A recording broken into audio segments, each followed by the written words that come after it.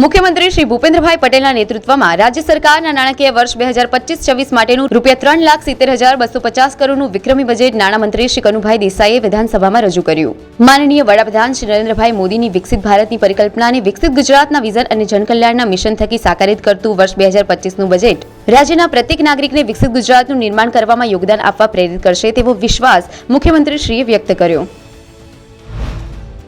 ઉત્તર ગુજરાતના વડનગરમાં અંદાજિત રૂપિયા 22 કરોડના ખર્ચે અદ્યતન માળખાકીય સુવિધાઓ સાથેની કન્સ્ટ્રક્શન સ્કિલ ટ્રેનિંગ ઇન્સ્ટિટ્યૂટની સ્થાપના માટે રાજ્ય સરકારના શ્રમ, કૌશલ્ય વિકાસ, રોજગાર વિભાગ તથા L&T લિમિટેડ વચ્ચે મહત્વપૂર્ણ MOU. મુખ્યમંત્રી શ્રી ભૂપેન્દ્રભાઈ પટેલના વરદ હસ્તે રેરા ટ્રિબ્યુનલની વિવિધ કાર્યવાહીને ઓનલાઈન અને સરળ બનાવતા યુઝર ફ્રેન્ડલી વેબ પોર્ટલનું ગાંધીનગર ખાતે લોન્ચિંગ.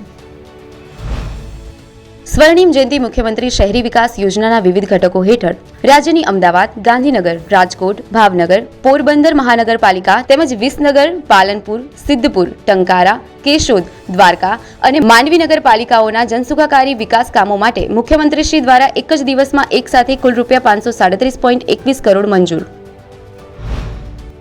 ગાંધીનગર ખાતે the solvent extractors association of India દ્વારા આયોજિત SEE ગ્લોબલ કેસ્ટર કોન્ફરન્સ 2025 યોજાઈ. વિકસિત ભારત, વિકસિત ગુજરાત.